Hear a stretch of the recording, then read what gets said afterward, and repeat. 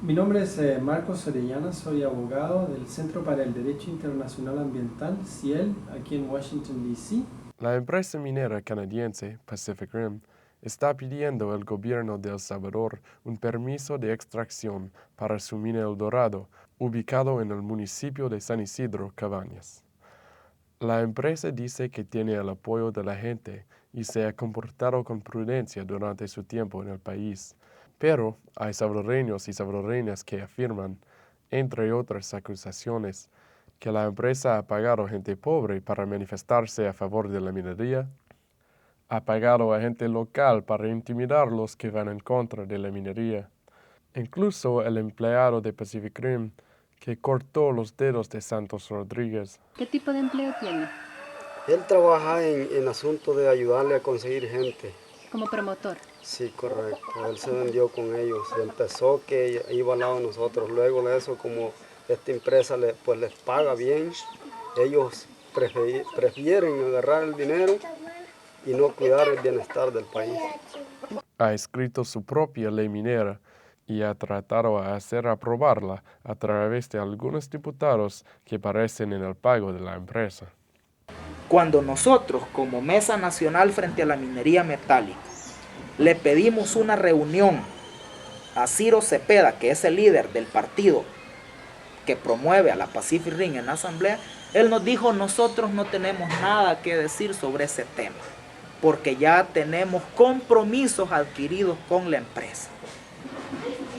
Yo no te puedo mostrar aquí a vos ni a los amigos canadienses la copia del cheque que Pacific Rim les entregó, porque no lo tengo. Pero tenemos esas afirmaciones de ellos. Ya tenemos compromisos con la empresa. No obstante, la empresa todavía no ha recibido el permiso. Entonces, la empresa ha empezado a amenazar al país con un proceso legal.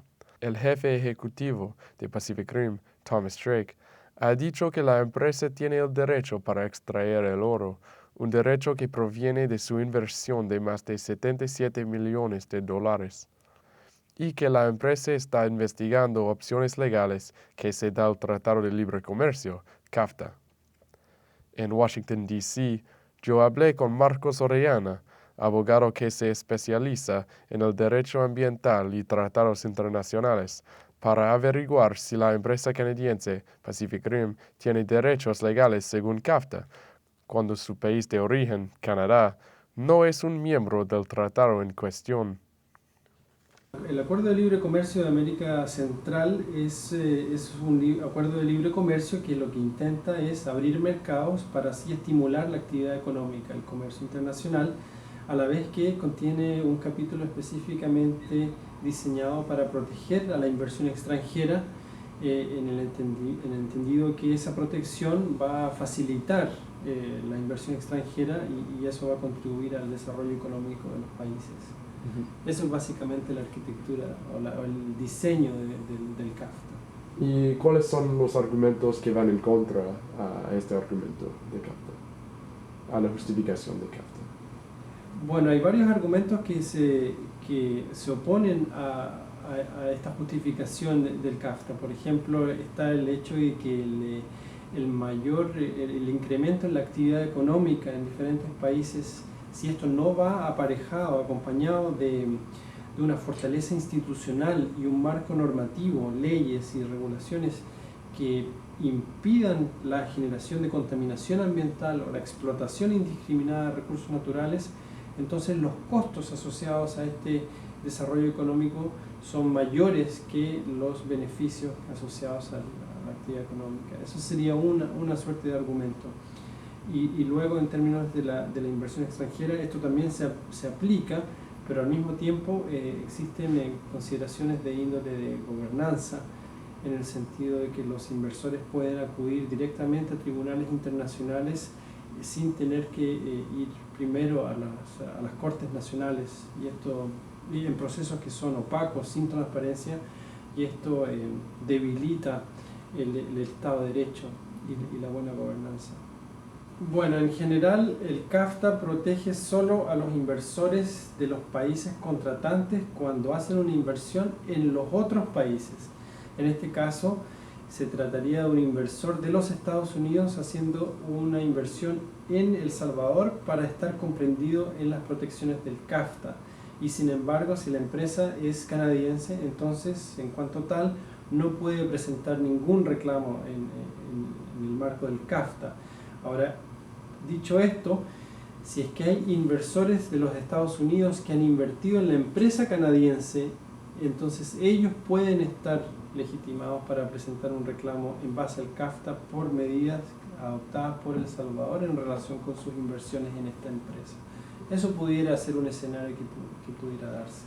Bueno, hay que tener en claro que lo que hace el CAFTA es otorgar estándares de protección que le permiten entonces al inversor reclamar compensación por daños si es que el Estado ha vulnerado estos estándares de protección, si es que el Estado ha expropiado su inversión, o si es que lo ha tratado de manera injusta o inequitativa, o si ha sido discriminatorio, y si es que a razón de ese comportamiento hay daños que ha sufrido el inversor. Entonces esto es totalmente diferente a una situación en que el inversor quiere que le aprueben un proyecto, quiere obtener un permiso, o quiere que le aprueben un estudio de impacto ambiental, o quiere cambiar una ley. El inversor no tiene derecho a que le aprueben permisos, o a que le aprueben un estudio de impacto ambiental, o incluso a cambiar una ley. Estas son materias que están reguladas bajo la soberanía del Estado, y le corresponde al Estado determinar cuáles son sus leyes.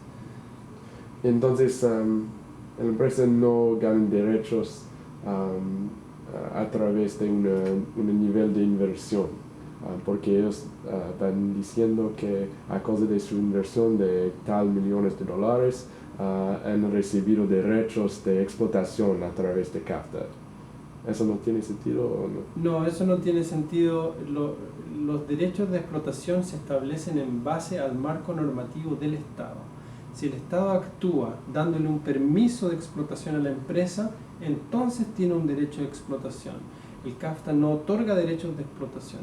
Esto es, como acabo de decir, es una materia que se trata dentro del Estado. Entonces, si es que la normativa del Estado exige un estudio de impacto ambiental, exige cumplir con normas ambientales, y si el proyecto no las cumple, entonces no tiene ningún derecho a explotar un yacimiento minero. Si el gobierno quiere negar o retirarse de CAFTA, ¿sería posible? Bueno, en el derecho internacional los estados sí pueden retirarse de los acuerdos internacionales. Hay procedimientos para hacer esto.